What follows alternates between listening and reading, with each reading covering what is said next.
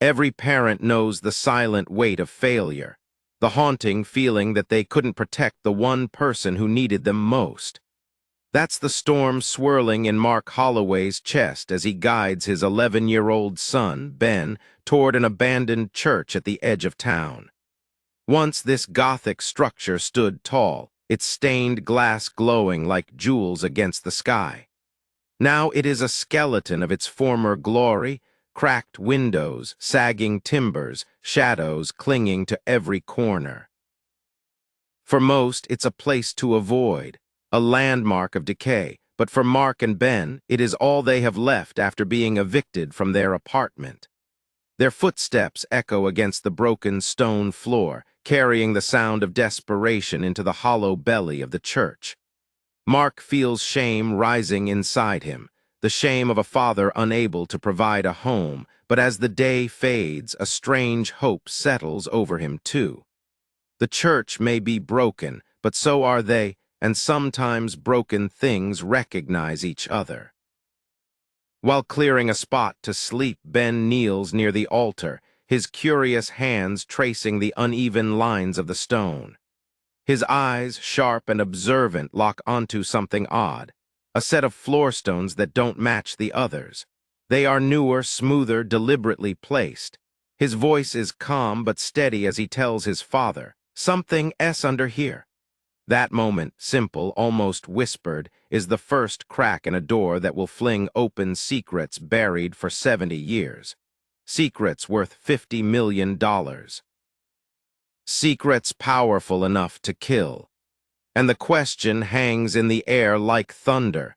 What would you do if you uncovered proof that could rewrite the history of your town? That night, as rain drums against the roof, Ben cannot let go of the thought. His notebook, always close, fills with sketches of the altar stones and detailed measurements only a child with his sharp eye could capture. Mark wants to dismiss it as a boy's imagination, but he knows better. His son doesn't chase fantasy, he chases patterns. When dawn breaks, Mark wakes to find Ben already watching the stones with the intensity of a detective guarding evidence. After a breakfast of stale pastries and lukewarm water, they begin cleaning the church, trying to turn the ruin into something resembling home. Dust swirls, cobwebs fall, and for the first time in months, Mark feels something like accomplishment. But no matter how many rooms they scrub, Ben's gaze keeps drifting back to the altar. Finally, Mark gives in. Together they kneel, pressing their hands against the mismatched stones, feeling the subtle give beneath their weight. One stone wobbles like a loose tooth. With effort, they pry it free, revealing a rectangular cavity beneath. At its bottom lies a package wrapped in oilcloth, heavy, carefully hidden, preserved for decades. Ben's small hands reach for it before Mark can protest. The bundle is set on the altar, unwrapped layer by layer until an ornate wooden box emerges, its brass hinges green with age, its lid carved with roses and thorns. Father and son exchange a glance, fear and excitement colliding, and then with a soft click, the latch opens. Inside, nestled in velvet, are documents, land deeds, bank records, official letters. Mark's hands tremble as he lifts the first page. It is dated September 15, 1952, signed by Father Jonathan Morrison, a priest long rumored to have vanished without a trace. The opening line stops Mark's breath. If you are reading this, my suspicions about the Blackwood family have likely cost me my life, and the truth must finally be told. The church feels colder as those words echo between the cracked walls.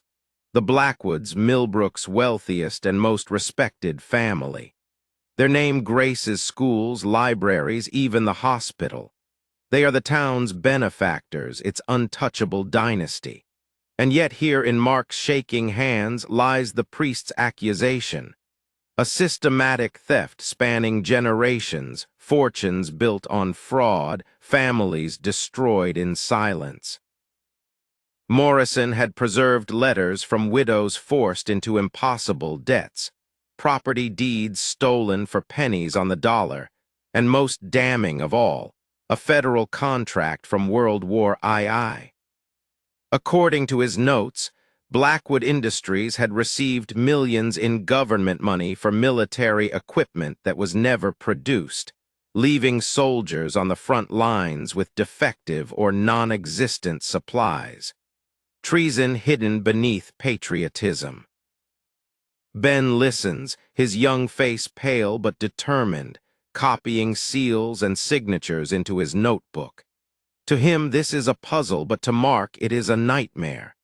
These papers are evidence that could topple the most powerful family in town, evidence that others had already died to protect. Father Morrison had tried to deliver them to the state attorney general, to a newspaper editor, to contacts in Chicago. But fires destroyed records, letters never reached their destinations, and then Morrison disappeared. All that remained was this hidden box. Mark knows what this means. They are no longer just squatters in an abandoned church.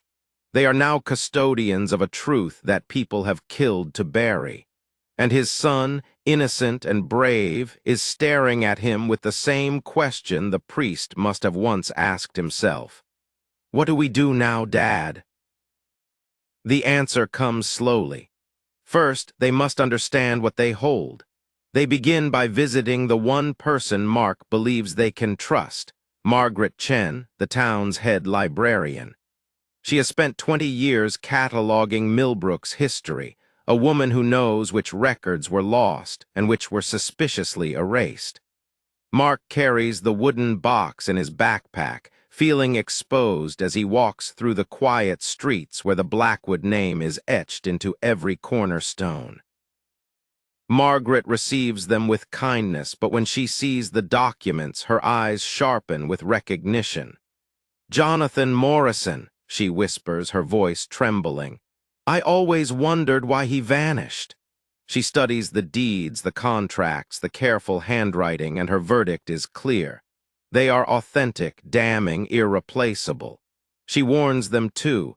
The Blackwoods have controlled the narrative for decades, erasing evidence and rewriting history. If they found out what Mark and Ben had uncovered, the consequences would be severe. Still, she agrees to help. She makes copies, scans pages, cross-references, records the family never expected anyone to revisit. And in the process, she confirms the unthinkable. The Blackwood Empire rests on generations of fraud, intimidation, and stolen lives. For Mark, this is both vindication and terror. They are no longer alone in carrying Morrison's secret, but each person they trust increases the risk of exposure. Margaret leans back, her voice low but steady. "If we're doing this, we do it carefully, methodically. Because if the Blackwoods realize you're coming after them, they won't just fight back. They'll erase you." Margaret connects them with Sarah Rodriguez, a civil rights attorney known for pursuing long-buried injustices. Sarah listens, her practiced eyes scanning Morrison's confession, her jaw tightening at the wartime fraud. She tells them something neither had expected. Crimes of this magnitude, tied to defense contracts, have no statute of limitations. The Blackwoods could still face prosecution, criminal charges, federal investigation, the kind of case that shakes entire states. But even as Sarah outlines strategies, federal complaints, civil suits, media exposure, her phone rings. A contact at the Attorney General's office warns her. Someone has been asking questions about her, specifically whether she's representing clients adverse to the Blackwood family. Their investigation isn't secret anymore. The Blackwoods know. That night, Sarah arranges for them to leave the church and stay in a safe house run by allies, because staying put would mean waiting to be found. The shift is terrifying. Just days ago, Mark and Ben were homeless, anonymous, forgotten. Now they are targets in a shadow war against a dynasty that has silenced opposition for 70 years.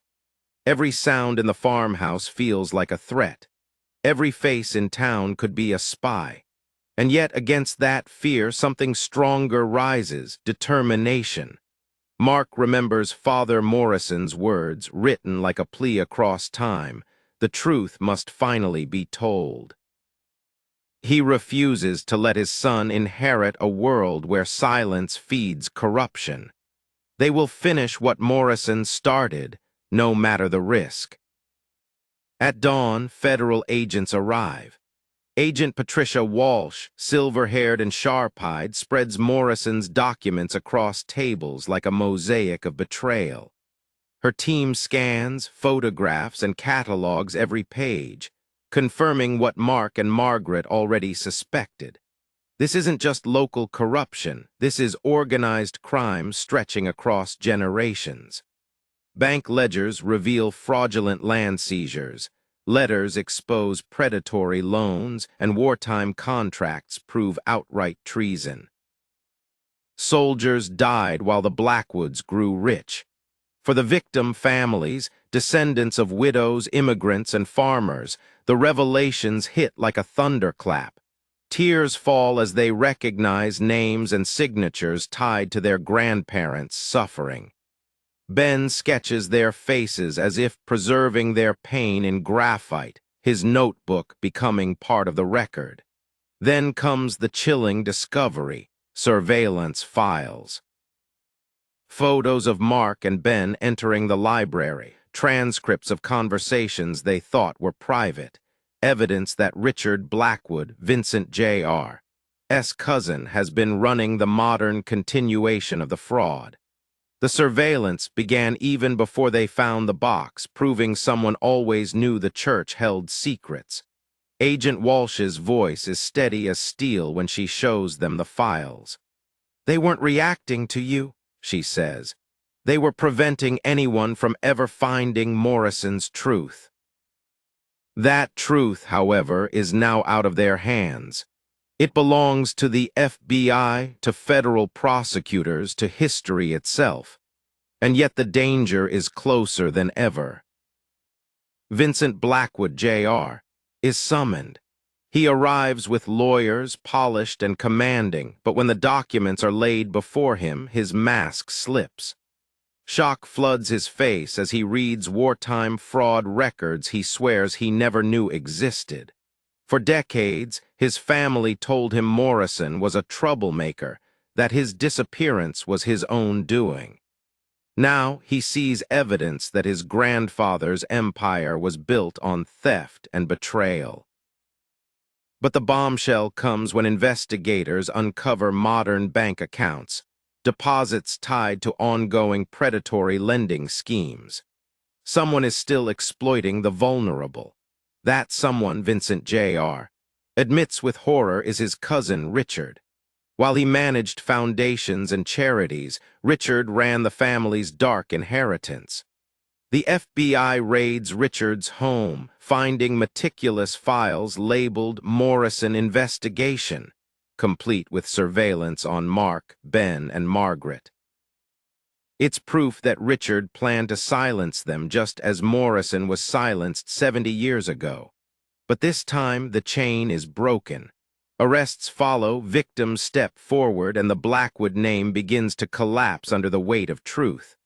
Mark watches it unfold with awe and disbelief. Days ago, he and his son were forgotten.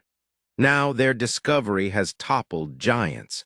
For the first time, justice feels possible, not just for them, but for every family robbed across generations. The farmhouse grows quiet as evening falls, the chaos of agents replaced by the hum of possibility. Mark sits beside Ben, watching him sketch one final scene: the church, its altar, the wooden box open like a heart spilling its secrets. "Do you think Father Morrison would be proud?" Ben asks softly. Mark rests a hand on his son's shoulder. "I think he'd be grateful. His sacrifice finally meant something." Tomorrow, the headlines will explode, the Blackwoods will face justice, and the town of Millbrook will never be the same. But for Mark, the victory is simpler. He looks at his son, resilient, brilliant, brave, and realizes that even in their darkest days they found light. A priest's hidden truth, a boy's unshakable curiosity, a father's refusal to give up together, they cracked open a secret buried for 70 years. And now that truth belongs to the world. For those listening, remember this. Sometimes the most extraordinary stories begin with ordinary people in impossible circumstances. Sometimes the fight for justice starts in silence in broken places, carried forward by those with nothing left to lose. If this story moved you, if you believe truth should always come to light, make sure you subscribe, hit the like button, and share this video so more people can hear it. Tomorrow, I'll bring you another story that will keep you on the edge of your seat. Until then, remember, darkness only wins if the truth stays buried.